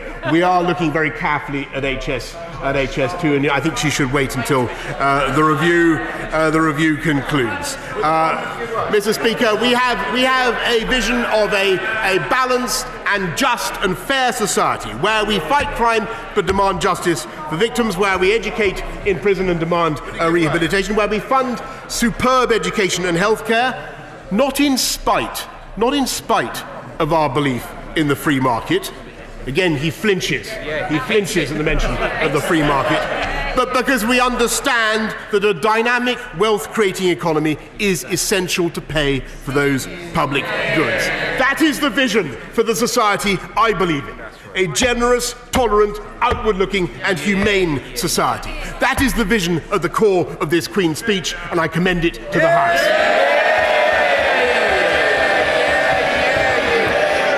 Mr. Ian Blackford. Thank you, Mr. Speaker. Oh, yes. Appeal to honourable and right honourable members who are leaving the chamber to do so quickly and quietly so that the rest of us can afford the right honourable gentleman the courtesy to which he is entitled. Mr. Ian Blackford. Thank you, Mr. Speaker. And before I begin my response to the Queen's speech, I'm sure you're aware of the news from Spain today. That a number of Catalan politicians that have been arguing for self-determination, including a former Speaker of that Parliament, have been imprisoned. Mr. Speaker, it is right that politicians here and elsewhere throughout the world have the rights to argue for self-determination. And I'm proud to say that the Scottish National Party conference meeting today in Aberdeen has passed a motion in solidarity with our friends in Catalonia. Mr. Speaker, we stand with the Catalans that have been imprisoned for standing up for the rights of self-determination. Mr. Speaker, I rise to respond to the Queen's speech, and in the usual tradition I would like to pay tribute to the member for North East Derbyshire, who talked about the longest Parliament session since the Civil War, although I do wonder if he's talking about the Civil War in the Conservative Party. That's still ongoing. And indeed, which is still ongoing. And also indeed the... Well, actually, no, there is no civil war in the SNP. I think you will find that the SNP is absolutely united. I would also like to congratulate the member for Truro and for Falmouth, who talked about singing, and I'm sure members of the SNP could give a number of suggestions, perhaps Ode to Europe or indeed Freedom Camoyi. Mr. Speaker, moving on to the very serious situation that we find ourselves in today. We have entered very dark days. Mr. Speaker, in just 17 days, the UK is set to leave the European Union. I want to take some time to reflect with the House on why the actions of this government are leading to such a tragedy. And, Mr. Speaker, I do not use my words lightly. Leaving the European Union is a tragedy. At the inception of the European Community, it was stated that the contribution which an organised and living Europe can bring to civilisation is indispensable to the maintenance of peaceful relations. And, you know, maybe the Prime Minister might actually show some respect to the debate rather than sitting and laughing about those that established the European Community. The European Community was born in the aftermath of the Second World War, after two devastating world wars that brought death, destruction and misery. The European Union is the greatest example of political cooperation and of peace. Leaving behind the scars of war, the pain of loss, and instead choosing to take the hand of friendship across this continent. The United Kingdom joined with European partners to say never, not ever again, would we compromise peace and stability, and that the European Union would work as a beacon of hope and a guiding light for continued peace, to avoid conflict and the loss of more lives. That is the European Union, Mr. Speaker, that my colleagues here are so proud of. Mr. Speaker, for decades, the United Kingdom has played its role as an equal partner with member states across Europe in the pursuit of inclusion, of tolerance, of solidarity, of freedom and of peace. Through the European Union, we have prioritised human dignity, worked together to deliver equality, protected human rights and preserved the importance of the rule of law and of democracy. I will happily give way. Thank you for giving way. How would he rate the performance of the common fisheries policy over the last few years? I'm going to come on to fishing and agriculture. But, you know, when I'm talking about the principles of what the European Union has meant to peace and stability, that's the response that we get from the Conservatives. That, quite frankly, is quite telling, and I have to say, I am amazed that the honourable member that I have respect for has lowered himself to a situation where he's talking about fishing, when we are talking about peace and stability that the European Union have brought us. Mr. Speaker, I will in 1 second. Mr. Speaker, we have not yet left the European Union, and yet we have already have a preview to the Prime Minister's contempt for democracy and the lack of respect for the rule of law. Leaving the European Union risks the protection, the rights and the values that have made our democracy possible. The rights that we have all shared as EU citizens. To live, to work, to receive an education in each member state are about to be torn from us if this government gets its way. Rights that perhaps that many of us have taken for granted. The great right of freedom of movement, to be stopped by a government and its own warped sense that it somehow sees this as a victory. I'll give way first to my honourable friend. Mr. Speaker, I thank the right honourable gentleman for giving way. We have our political differences, but the fact is the right honourable gentleman represents the biggest constituency in the UK, and I represent the second biggest. When it comes to fisheries, the EU over many years has paid for whole harbours like Kinloch Berby, paid for roads, paid for airports, paid for bridges. Is it not utterly reprehensible that there's nothing in the Prime Minister's plan to replace this crucial money for my constituents? I thank my honourable friend, and I didn't think we had that many differences, but there we are. But, you know, he's absolutely right. As I travel around Roskilde and Lochaber, and as he travels around Caithness and Sutherland, it's absolutely the case that the signs are everywhere as to what the European Union has brought to our constituents. The signs of the investment that Europe has brought to our constituents. The European Union citizens that have found a home in our constituents, those that are prepared to say that the Highlands and Islands are their home, and we are also glad to welcome them as part of our community. I'm grateful to my right honourable friend for giving way. Just to turn back to freedom of movement for 1 second, because it happens so often that members of the benches opposite, historically illiterate, so they are, that they cheer the ending of the freedom of movement in this country. Isn't it the case that freedom of movement remains and will probably always be the greatest economic, social, cultural and peaceful diplomatic achievement anywhere, not just in Europe, but frankly anywhere in the world?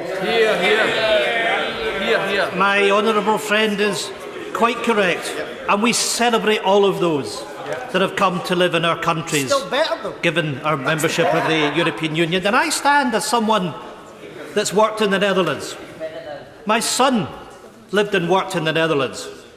My grandchildren are losing the automatic rights to live, to work, to get an education, to benefit culturally from everything that Europe has meant. And why? Because of the narrow ideology of the Brexit fanboys that sit on the government benches. Mr. Speaker, the rights that we have all shared as EU citizens, to live, to work, to receive an education, as I said, are about to be taken from us. Rights that perhaps that many of us have taken for granted. That great right of free movement is to be stopped. That is a backward, retrograde, isolationist step. Brexit poses a serious, significant and lasting threat to democracy and the values that we cherish. Mr. Speaker, I stand here today not only as a Member of Parliament for Ross, Skye and Lochaber and as the SNP Westminster leader. I stand here as a Social Democrat and a proud European who wholeheartedly believes in peaceful cooperation across these islands and across the continent. Mr. Speaker, I am deeply saddened. In truth, I am, like many across these countries, I am frightened. Frightened of the future that this Prime Minister and this government are planning for citizens across Scotland and across the United Kingdom. The term crisis, chaos, catastrophe are now everyday terminology in the United Kingdom. Mr. Speaker, this is alarming. I fear that the past few years have numbed many of us to a looming disaster, to a no-deal Brexit, and to the real dangers of the vote leave occupants in number 10. Britain is in a difficult position, with a dangerous Prime Minister who has no majority and no mandate for office. He and his toxic party must be stopped. Mr. Speaker, today the Prime Minister has vowed to make the UK the greatest place on earth. The greatest place on earth. That is a comment straight out of the Trump playbook, and it's celebrated by the member for Stirling. That just about says it all. Mr. Speaker, members across this House, across Scotland and the rest of the United Kingdom know that neither Donald Trump or the Prime Minister have a hope of making America or the United Kingdom great again, simply because both egotists are obsessed only with making life for Trump and for the Prime Minister great again. I'll give way. Very much. Can you tell the House what is wrong with the Prime Minister of the United Kingdom wanting to make this country the greatest place on earth to live? I'll tell you what is wrong with what the Prime Minister's bringing forward, because he wants to bring a catastrophe of a no-deal Brexit. And the hard facts of the matter... Order! Order! I don't know whether it's something to do with the melodic susurrations emitted by the leader of the Scottish National Party, but there is an unfailing tendency of the government backbenches to holler at the right honourable gentleman in a most overexcitable, bordering upon demented fashion. Calm yourselves. There is a long way to go, and nothing on earth will prevent the right honourable gentleman continuing his speech until its conclusion. So lie back and think of either England or Scotland and get used to it, Mr. Ian Blackford. Thank you, Mr. Speaker, but perhaps the Leader of the House might need a little bit more space if he's to lie back as he's prone to do. But no, look, this is a serious matter, because we know that if Scotland is taken out of the European Union against its will, that it will cost us up to 100,000 jobs. We know, because the government's told us, through the Yellowhammer document, that there is a threat to the supply of food, that there's a threat to the supply of medicines. And now we have the Chief Medical Officer for England telling us there is a threat to lives. And at the end of the day, Mr. Speaker, it is the government that's responsible for this.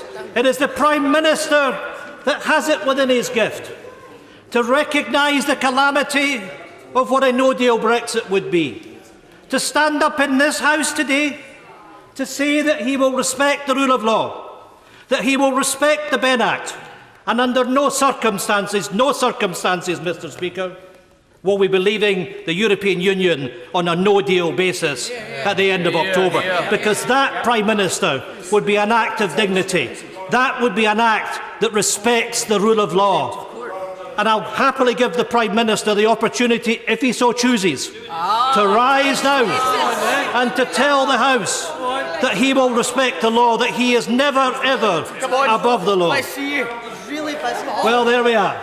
There's the answer that the House needs.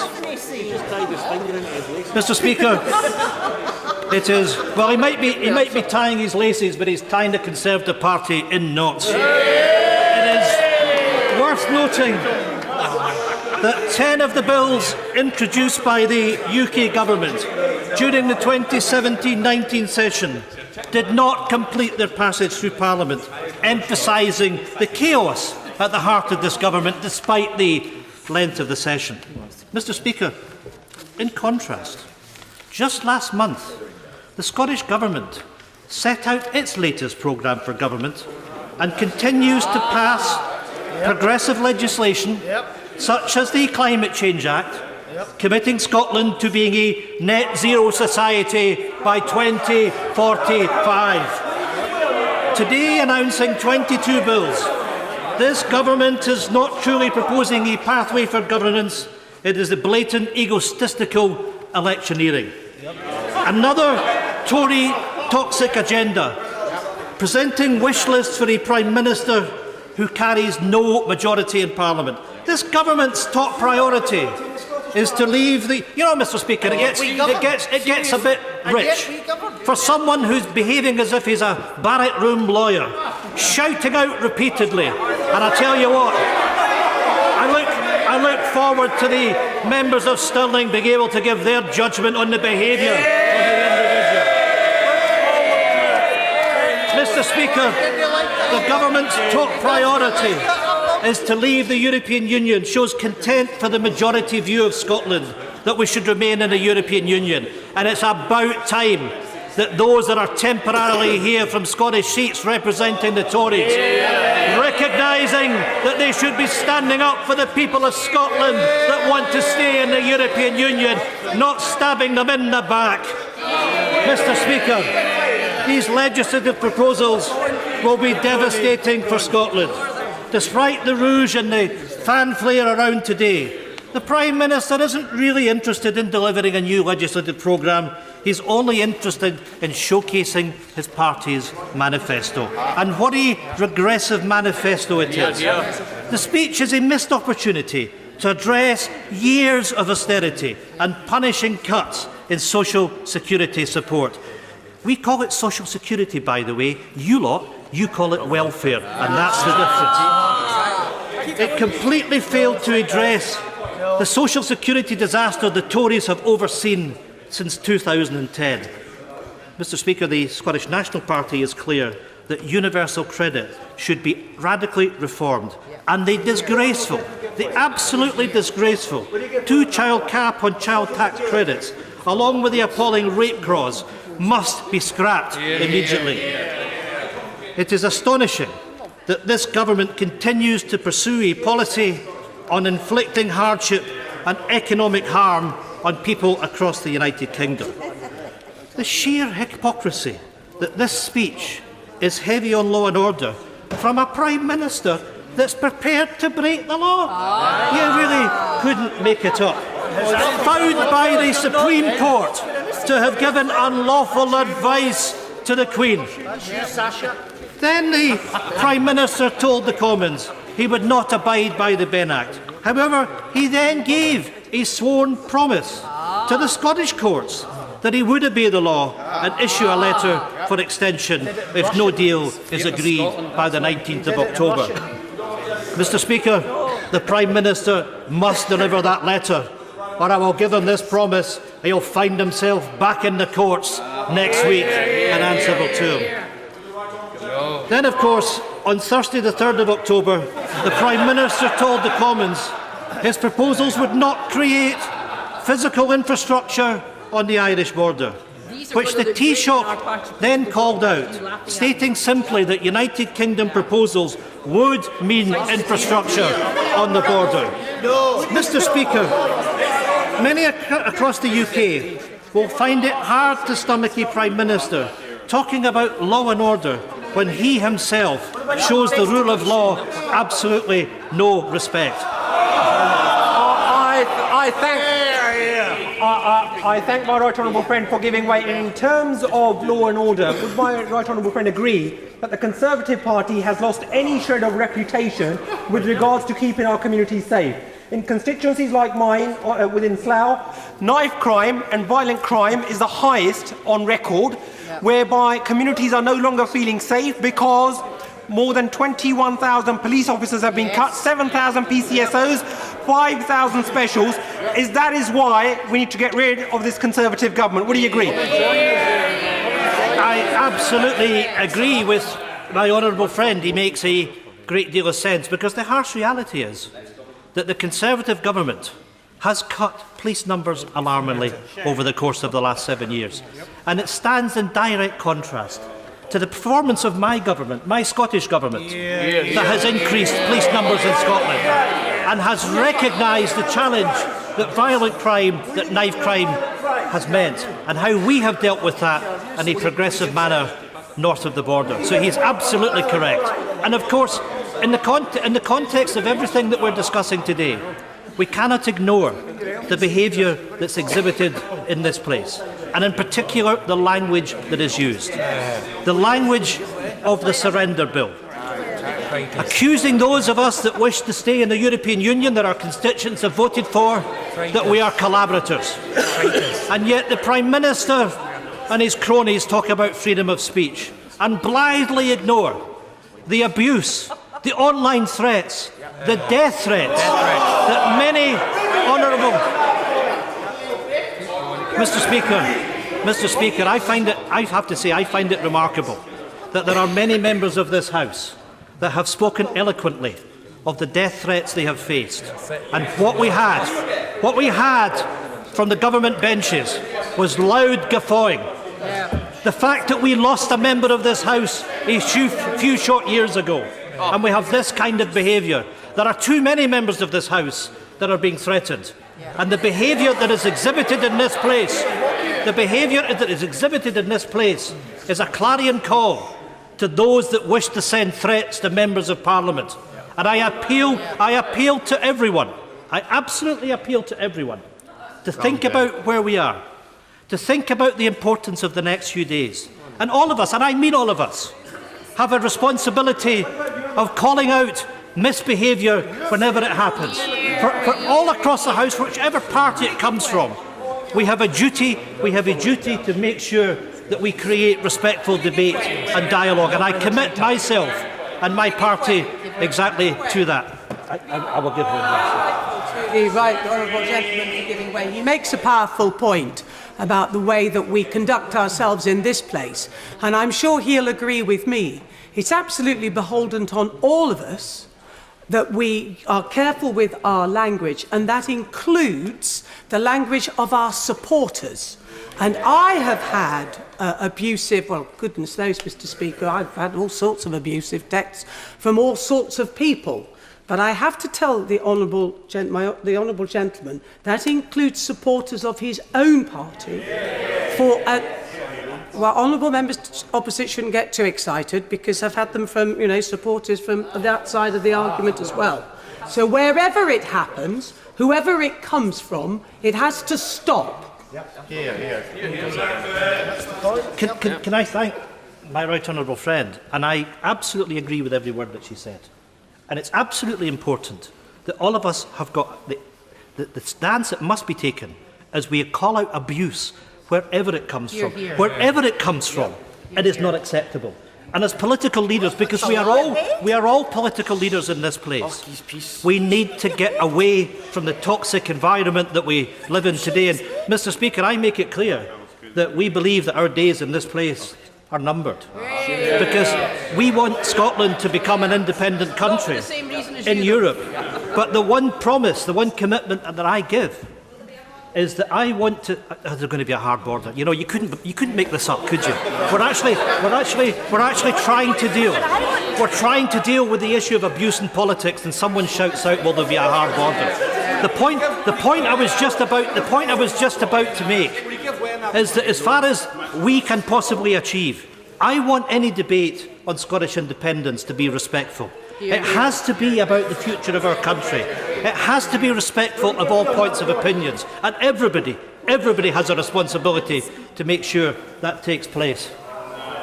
I'm very grateful to him. One of the most depressing sets of conversations I've had in the last few days is talking to members who've decided not to stand at the next general election, because a number of them have said that they're not going to do so because they are frightened either for themselves or for their families, or more often for their staff.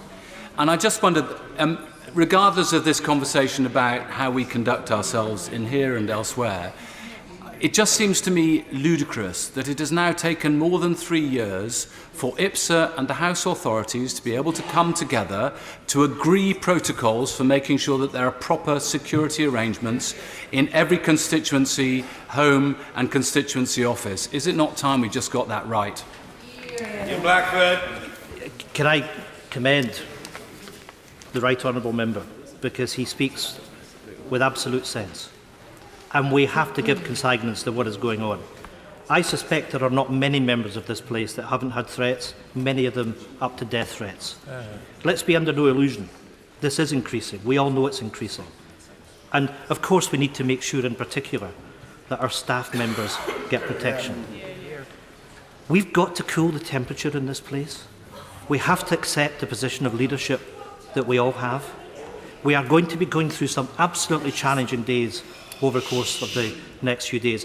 Let's show some responsibility. Let's show leadership at what is a time of crisis. You're here. I am grateful to the right honourable gentleman for giving way, because he asked members of this House to call out misbehaviour. Would misbehaviour be the leader of the opposition, the leader of the SNP, saying that the SNP want to radically reform welfare but don't actually want the powers transferred from this House to Holyrood? Would it be the leader of the SNP trying to say that Scotland's crime figures are better when serious and violent crime is at its highest level in Scotland under the SNP? And would he also agree that the SNP Scottish Government, led by Nicola Sturgeon, dodges the big ideas, makes bad policies worse and makes good policies bad? Not my words, but the words of Robin McAlpine, the Yes supporter, in an interview this weekend, who said the biggest impediment to independence is the SNP. Would you start listening to him? Very desperate. It's not my job to give advice to the Scottish Conservatives, but I would respectfully say it might be a bit better if you try to engage positively and proactively in the position that Scotland is in. I'm grateful for my right honourable friend for giving way, and I'll ask him a question about the United Kingdom Government's Queen's speech. In the Queen's speech placed before the House by the Prime Minister, it says, "As the United Kingdom leaves the European Union, my government will ensure that it continues to play a leading role in global affairs, defending its interests and promoting its values." Does my right honourable friend agree that leaving the European Union diminishes the United Kingdom of Great Britain and Northern Ireland's position, and plays no part in supporting people like my constituent Jagtar Singh Johal and Azim Zahari Radcliffe in determining their freedom and ability to return home, while this government diminishes the role of the United Kingdom in the global order? I have to say, and I take no joy out of this, that my honourable friend is absolutely correct. And we should be discussing Nazanin. The fact that Nazanin's daughter has come home, and we are grateful that that is the case. But where is the government intervention on these matters? And there is no question that our voice internationally will be diminished, the fact that we are not round the table with our European partners. Mr. Speaker, I know I've taken a number of interventions and I must move on, and I will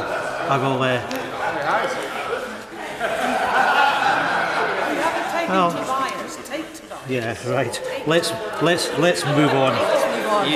Mr. Speaker, nothing in this speech that we've had from the government today is designed to enhance the rights of Scotland, our Parliament, or the voices of the Scottish people.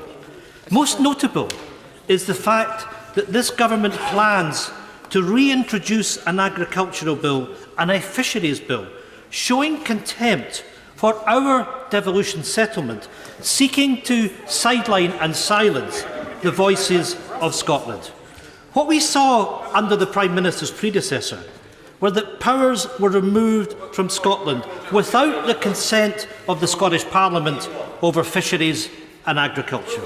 Powers that the Scottish people had voted for back in our devolution referendum in 1997, taken back to Westminster without the consent of the people of Scotland.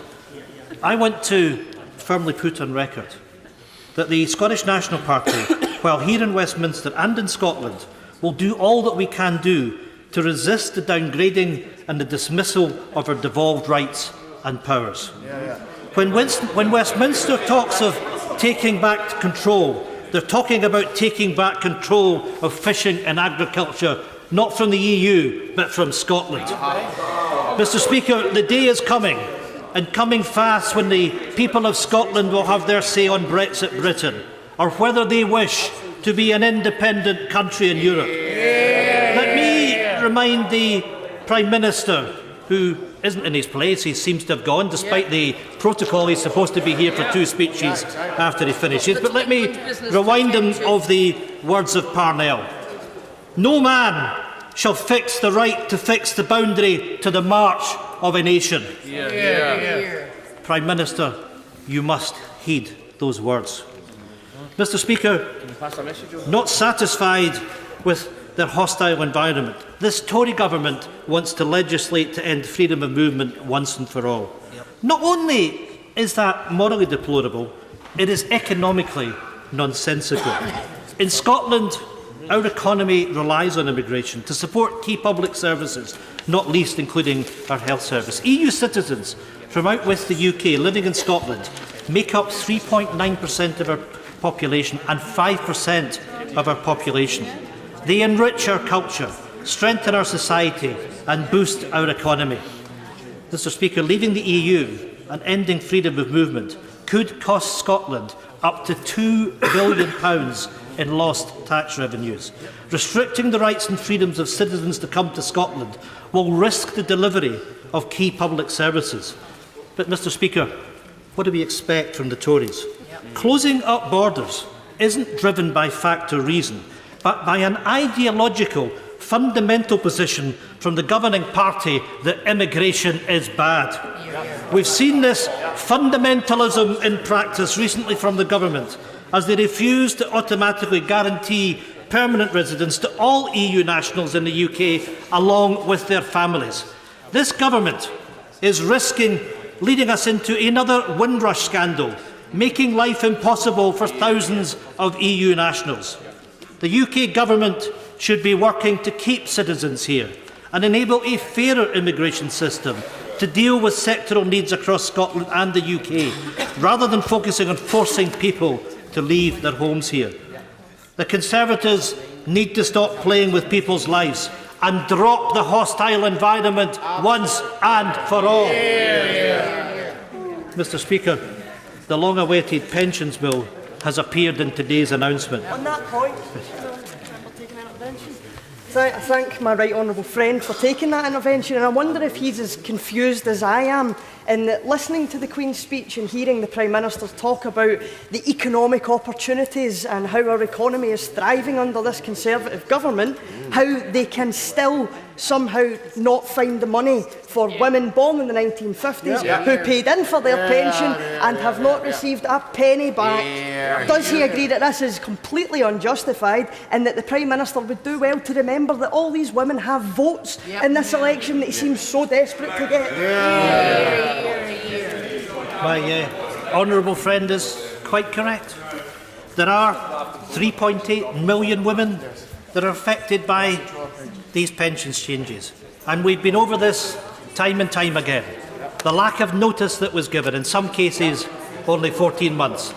The fact that some women have lost years of pension entitlement, in some cases tens of thousands of pounds. The callousness, the lack of consideration, the fact that many of these women are suffering is absolutely disgraceful, and have had nothing but contempt from this government. I thank the honourable gentleman for giving way, and I totally agree with what he said about the women's pensions in the early 50s. Because he noticed something else that's been missing in the Queen's speech. Nothing given the Prime Minister's commitment to do something about pensioners' television licences. There's nothing in the Queen's speech about that either. Would you not agree with me? It should have been in the Queen's speech. I very often agree with the honourable gentleman. I absolutely agree with him on this. There ought to be a commitment in the Queen's speech that those that are over 75 will have their TV licence paid by the government. So my question to the Prime Minister is, where is it? Let's have that signal to those that are aged over 75 that they're going to have the comfort of being able to watch television and the licence being paid. I thank the honourable gentleman for giving way. We've just heard about the attack on women born in the 1950s. We've heard about the assault on the free TV licences, and we know about the changes to universal credit. Does he share my concern that this Queen's speech has done nothing to halt this relentless attack on pensioners? Absolutely. And let me say to my honourable friend that pensioners will be better off in an independent Scotland than they are with this Conservative government. Mr. Speaker, what a missed opportunity that we've had in the Queen's speech. While the SNP welcomes progress on bringing forward legislation on the pensions dashboard, the bill falls short in a number of areas. The 1950s women that we have discussed. The government have a responsibility to address this hardship that has been visited on hundreds of thousands of women. It must be addressed in this legislation. It simply cannot go on any longer.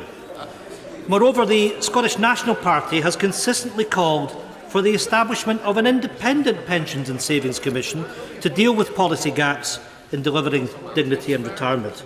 If the Prime Minister and his government are really interested in delivering on preparation for later life, then they need to get real. Not everyone has a Tory trust fund to fall back on. We need robust and responsive policy to deal with the crisis in pension saving that we simply can't wait for. So I plead to the government, don't mess this up. Establish the Commission and use the opportunity to deliver a pensions bill that actually delivers fairness for older people rather than uncertainty, complexity and hardship. Mr. Speaker, the government have said as part of their efforts they will bring forward a new environment bill to set legally binding targets to reduce the use of plastics, restore biodiversity, improve water quality and cut air pollution. And we on these benches, we say, just about time. But while the government at last have woken up to the reality of the climate crisis, the devil will be in the detail. Already the United Kingdom government is lagging behind the Scottish government with its commitment of ending the climate crisis.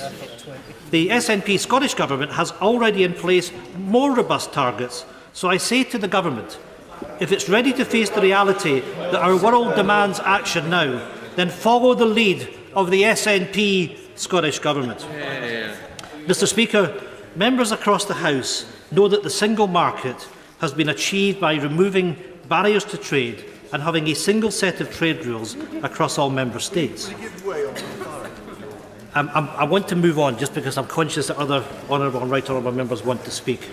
For businesses in Scotland, that means being able to sell their goods and services to 500 million people without paying any tariffs and without having to adhere to completely different rules in each country. Mr. Speaker, an estimated 300,000 jobs in Scotland rely on our trade with the rest of the UK. The Tory trade bill will end all the economic progress that's been made.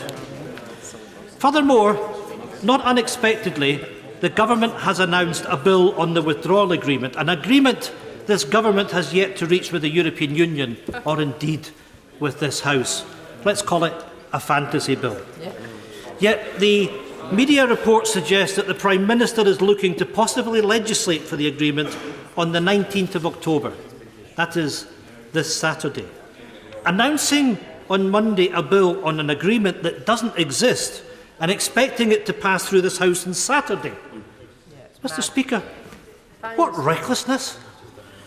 The Prime Minister hasn't offered a Queen's speech today to set out his vision to protect our economy and communities from a disastrous no-deal Brexit, but instead to platform his election campaign days before he intends to drive the UK off the cliff edge. Mr. Speaker, the Prime Minister is fooling no one. This isn't the beginning of a new Parliament, it is the end. And we in the SNP are absolutely crystal clear. We want it to end on our terms, not on the Prime Minister's. Deal or no deal, the Prime Minister is driving Scotland and the UK into economic catastrophe. His proposals do not keep Scotland in the single market and the customs union, and that will cripple our economy, risking jobs, livelihoods, and delivering a race to the bottom on fundamental rights.